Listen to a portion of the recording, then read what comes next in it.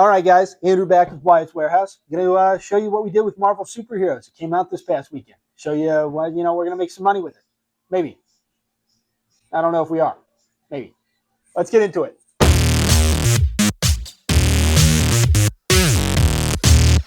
All right, guys. Well, a little different video format this week. I'm going to be honest with you. Terrible YouTuber. Partly because I don't want to be. But, feel like we we should have a little chat, a little conversation on it. So basically, wanted to go through kind of what we did with our Marvel Superheroes collector boxes and play boxes, bundles, commander decks, and all that. Just kind of talk for a minute about the set itself. Kind of our plans for what we're going to do with it, with the store, and how we go from there. So, to try to make it as real as possible. We'll get the long form, highly edited, not poorly edited, highly edited videos. They'll come back once a month, but frankly, I had a really good plan. I really did. I took a bunch of these new cool shots of all the cards and everything, and just ended up getting busy. We sold a ton of singles, a good amount of sealed product as well, and realized that after I did that, because we were in the rush for getting it going from pre-release to getting some of the boxes cracked to getting singles sold, in store, a little bit online, everything.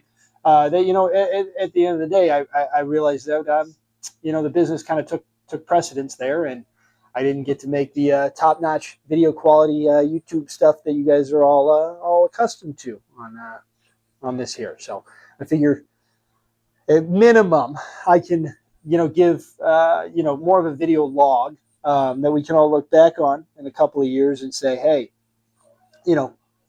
that was something. At least kind of track my thoughts and the progress of the store and us as we continue to grow and see everything. So one of the things that I wanted to look at first was what we did with ours. So collector boxes, we don't crack. We're not going to break those. We're not we're going to sell them wholesale. Right now today, as of filming this, I think collector boxes have plummeted to like $440 a box, and I think they touched down at like $420, $421-ish, and then have kind of rebounded since. After going through the mechanics, seeing stuff in pre-release, seeing the cards that are being played, even just the art on it, it's good. I think a lot of people had some pretty negative emotions going in. We see it. After every release, you're always going to see. The dip is stuff floods the market through TCG and Player and eBay. But it's good. The cards look good. They're thematic, and it works. I mean, even just looking at how the Thor, the Mythic, and the Mjolnir card, kind of work and play off with like the worthiness. It's good. I really do like it. So for us, the way we try to look at our product when it comes in from distribution is we don't want to necessarily separate it, because we can really get pretty stuck on, you have to make money on the play boxes, you have to make money on the collector boxes, you have to make money on the bundles and the commander deck. And really, if we kind of just look at it a little bit more holistically, I think we find more success. So one of the ways we do that is, the play boxes obviously take, usually with these Universes Beyond, they're the hardest to make money on that we've found. And so, that's where it leads us to, break the boxes down, sell some, sealed, but collector boxes do exactly what they're supposed to do. Collector boxes, they typically hold value very well, and then will appreciate very well over even a short period of time. We've seen sets that are historically bad, Teenage Mutant Ninja Turtles, pretty heavily bottom and begin to kind of rebound and come back up on that collector box side. Play boxes, they're going to be in cycle, and reprint cycle or maintenance, whatever you want to call it, from Wizards for roughly two-ish years. Are they going to reprint more of it? I have no idea. We definitely seem to kind of be in this era where Wizards is comfortable with everything selling out. They're very comfortable with, release happens, it's all gone. They don't keep a back stock. it looks great, and they move it all. Is that good for the secondary? Time will tell. We don't really know. Pokemon's been doing that for a very long time. We'll see, if other games kind of follow suit. Lorcana, for example, like everything's out right now. Now theirs is a bit more, out of the blue that occurred. But, with Marvel, I guess going back to it, are they going to reprint? I don't know. It's going to be a little while. There's a lot of stuff on the backlist that's still in standard that could be reprinted right now. I mean, Dragon's Dark Here's out, Murder's Scarlet Manor's out, Outlaws Thunder Junction, Bloomborough, Foundations, Edge of Eternities is now, it had a small restock, it's back out. And these are all just ones that aren't even there. And I probably turn around and look, Duskborn is the other one that isn't there. Everybody's going to look at the back of my head as I spin. Yeah, that's a quick take. Strixhaven is out also, speaking of that. So, are they going to? I don't know. So for us, when we try to look at it a little bit more, holistically as the product comes in, is we try to combine the collector boxes and the play boxes into one expense and then say, okay, how do we as a store profit off of that? And some of the ways it could be is, comfortably taking, a $5 to $10 loss per play box where we make it up on the collector side. Now, when you sell through your store or sell through your own website, you could minimize or not have those marketplace fees. It becomes very easy to do that. You can pretty much say, all right, look, we'll sell at 123, which is pretty close to cost, whatever they want to say it is, or 125. I forget what it was, 121 today, I think is what play boxes are at. You can sell there, you can lose a bit, but you're going to make it back up on the collector boxes. Now, if you're selling on TCG Player or eBay, you're really going to be stuck with a lot of losses, because even if you can move your collector boxes at, 450, let's say today, once you get through, shipping fees and, marketplace fees, 20% ish, and you take those same hits on the play, you're just going to lose. Some stores are okay doing that. We're not. So what we do is we're willing to be patient. I'm going to be patient. Is pretty much it.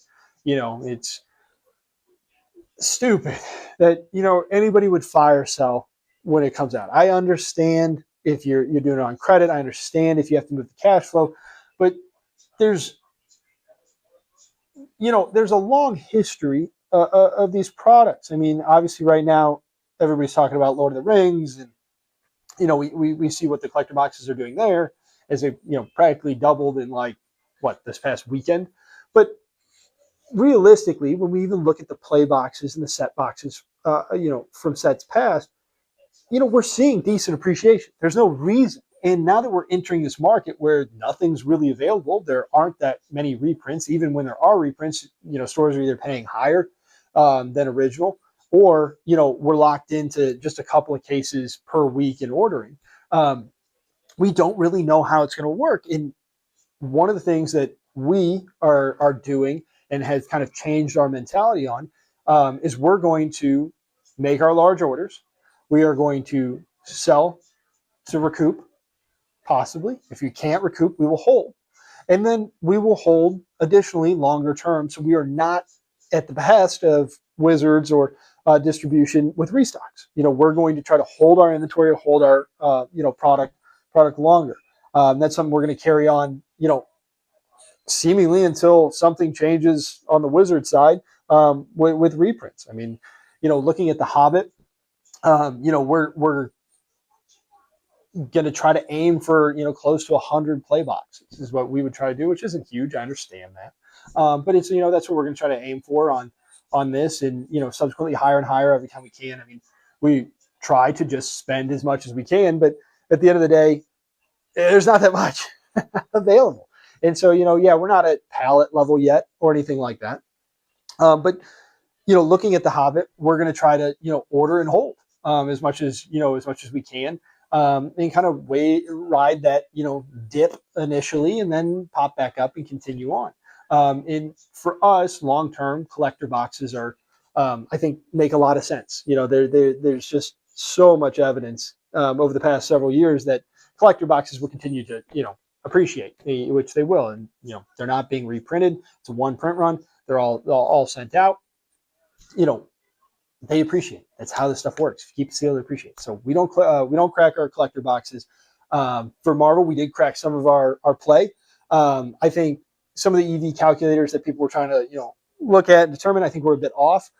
We sold what I would consider quite a bit higher than market for most of our Marvel stuff that we did move either online or in the store, which is kind of goofy to say it's above market because if it's selling, that is market. It's kind of how that works.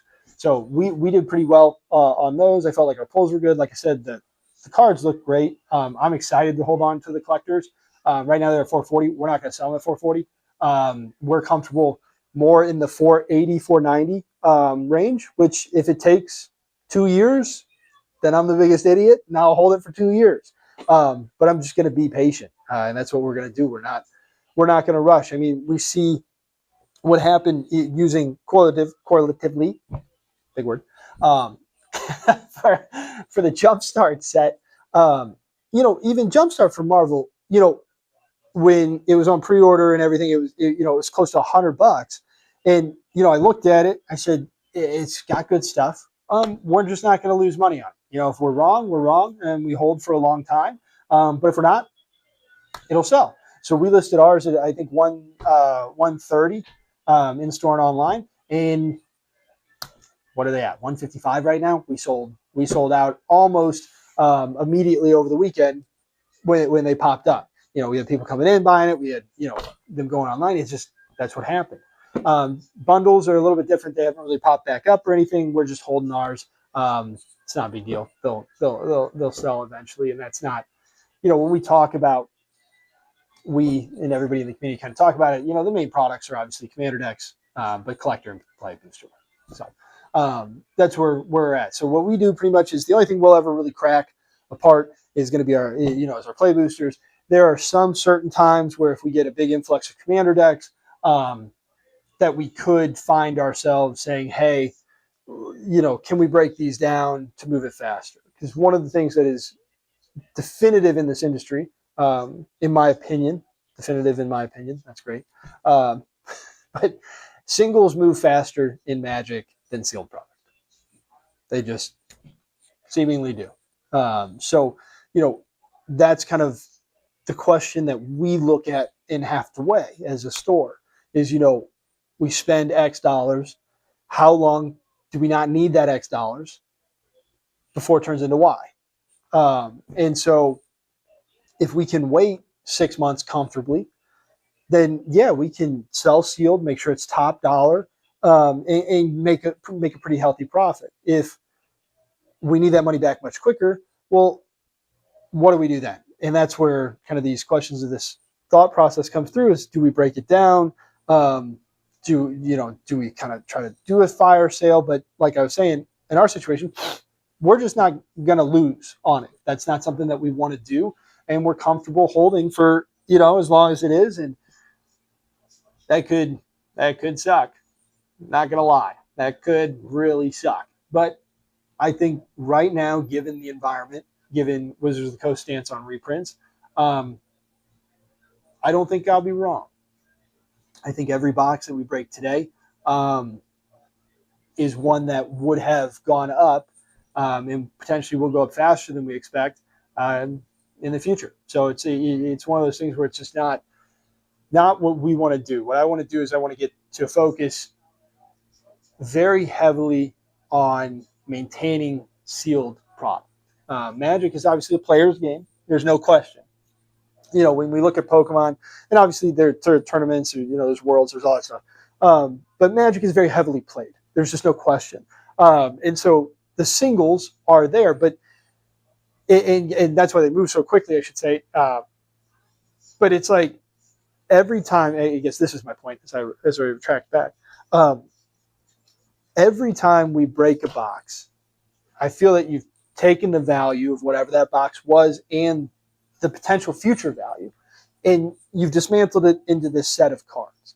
These cards in Magic do not appreciate the same way others do. I mean, if we take Murderous Karlov Manor, for example, this is going to be a bad example because they have some lands in that deck, or that set, the Surveil lands, which are, will probably appreciate in value because until they're reprinted, I guess. But those aside, you have cards like Delny right now, some standard staples that are transitioning, or they're selling, or trading at $40 something. That's not going to hold, right? But the Murders of Karlov Manor is the first play booster. I know there's a lot of hate for it. I think it'll continue to go up. I mean, we're sitting on cases and cases of Aether Drift. Yeah, it's kind of a corny set, but I think it's going to continue to go up. If we were to bust those apart right now to try to pull whatever value out to try to move it quicker, we're going to lose. And that's, I guess this is the whole point of this. I don't know I know what we'll title the video. It's, something catchy. How to make money with Marvel superheroes, something like that. But realistically, I guess the whole piece here is what we did with ours. So anything that wasn't a play booster, we sell sealed. We're pretty much sold out of everything. We're still holding our collectors. It is what it is. They drop much faster than I thought they were. I'm not going to sell them at 440. If we end up, like I said, probably 4 times in this, if we end up holding it for 2 years, we hold it for 2 years. Is what it is. But it's just not something that I think it doesn't deserve that harsh of a hit. The product's good. And then play boosters is always the one that we try to decide. We try to decide, do we move this sealed or do we move this broken down? In our case, we broke down about four cases of it just to try to move some of the singles, and then we'll hold the rest of it sealed. I mean, again, I when I look at these Universe Beyond sets, I personally think they're very, very unique. Obviously, real brain blast there, Andrew. When we look at Strixhaven, for example, and this might be me going off on a little bit. When we look at these in-universe planes, like Strixhaven, we can return to these planes, right? We've done it with Innistrad, 3-4 times now at this point. We've done it with the Eldrazi so many times. And how do we return to Marvel and reprint some of these cards, right? We can see some of the Modern Horizons. I mean, Snapcaster Mage is like one of the most ones that stick to me because I'm old, of what that card used to cost compared to what it is today. Granted, playability is a piece of that. But look at its reprint. I mean, cards like Swords to Plowshare. These can be reprinted 1,000 times over in Commander decks, whereas reprinting, the Thor Mythic is not really as easy to do. Thematically, I mean, you can't just reprint that into a Commander deck. That doesn't really make a lot of sense. You can do some secret layers, which we know, but we'll see how those continue to go in the future. So it's they're very unique sets. They can't be necessarily returned to very easy. The reprinting of the cards is a bit difficult because they're in. When I look at it, and again, we don't really know. Somebody can tell you they know, but we don't really know. These, Beyond Universe sets are different. It's just they're different. I mean, if we look back to even a couple of years ago, we were with Assassin's Creed, which was these tiny Beyond sets, and now it's expounded into Avatar: Last Airbender, and stuff like this. We just don't really know. But I think IP wise, you're going to struggle to get the Spider-Man one reprinted. It didn't do well when it came out. Marvel's not going to be in love with it to reissue that IP. I think it's going to be tough. And I think that's going to give a collectability to that much longer term than we expect. And I think they're going to do better. And I think Magic the Gathering is moving. It's not, let me be clear, it is not moving away from a player's game. It is very much a player's game. I've played this game since I was 8 years old. It's not going anywhere. But they are really focusing hard into its collectability and its long-term value as a collectible, similar to how Pokemon has done so well for so many years. So I think that's going to be very interesting. I think we're going to see, as society as a whole, we've seen obviously a huge bull run on collectibles and cards over the past, I guess since kind of COVID, it's about 6 years. We've really seen this kind of poop to the moon. So So, you know, we'll see how that kind of continues. But I guess the whole piece that I'm getting at here is for us in our strategy going into the future. You know, we will always try to recoup our money as quickly as we can while maintaining a sealed inventory. When possible, we will kind of use a 50, 25, 25 method, which is if we have 100% or 100 boxes, 1,000 boxes, whatever number you want to use, 100 boxes. And we'll take 50 to recoup our money. We'll take 25 and sell as profit. We'll take 25 and we'll stick it into back inventory. So we always have it to provide, and we get to, you know, take on the appreciation of that and as the future, you know, continues. You know, it's like we're sitting on Strixhaven, you know, draft night boxes right now.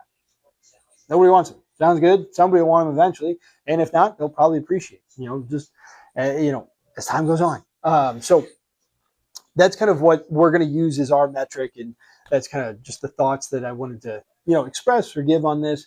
In this, you know, video, give me something to look back on when I'm drastically wrong or hopefully very right. So that was kind of it. It wasn't going to be, you know, super long on anything, just more what we did with our Marvel, as you can see. A lot of cracked boxes there. I saved them because I was going to make a video at them. I was going to throw them at myself or have Mike throw them at me, and that was going to be the intro. And it was going to be, it didn't work out. I don't have time, unfortunately, but I do have time for this. And this is what we'll do. We'll continue to kind of keep this log going periodically, just with, you know, what the market is and something that I can look back on. Because in a year and a half, if I'm still sitting on these collector boxes and they're at, you know, freaking 390, I'll be like, yeah, Andrew, that was a dumb call. You know, that was a bad call. So, but if they go up, you know, it's one more bit of evidence in the old, you know, in the old chamber that lets us try to make, you know, more informed decisions in the future. I mean, you know, we'll see. We got the Star Trek Universes Beyond coming up this winter. Is that, I think that's the last set of the year. You know, and we got other stuff that we're going to see how it goes. I mean, not I guess don't want to get into like Lorcana and stuff like that. But yeah, I mean, it's like, you know, they want to do collector boxes. I think it's a bad idea. Kind of on board with the notion with everybody. But if they don't, or I mean, if they do, you know, we'll look at that as a whole too. You know, I mean, it's how we frame our minds around these products and then how we deal with the time it takes for them to appreciate. You know, this is much different than other businesses and other industries. Your product naturally appreciates and is naturally finite. It's a luxury in this card market and collectible world that isn't really totally understood. But, you know, Target can't make a line of shirts and have it appreciate. It falls out of fashion, doesn't come back, and if it does, you want the new one, not this one. And collectibles just don't really follow that same metric. You know, I'll be curious with this new. Well, I'll be curious to see how long this new era of limited printing lasts. If it is the new world, you know, what does that do to the old stuff? You know, what does that do to like the vintage magic? Because that's, you know, not had terribly much movement, but could that spark something? I don't know. We'll see. But yeah, that's it. So Marvel, we got some collectors. It's gonna be higher than you want to buy. Sorry, but won't be forever. Promise. We got, you know, some play boosters if you want some play boosters. We got some commander decks, not very many. We got stuff like that. I can start hawking stuff. Not going to though. I'll keep it a little less. So, all right, guys. Well, hope you enjoyed the video. A little bit different style than usual. A little bit more just me, you know, me talking and spinning in my little chair here. Give you something to listen to, and you know, hopefully, you know, say I'm right. Call me an idiot. It's all good. Probably not going to read the comments anyways. I might. Probably not though. All right, we'll be back. Take care. That was great. Love it.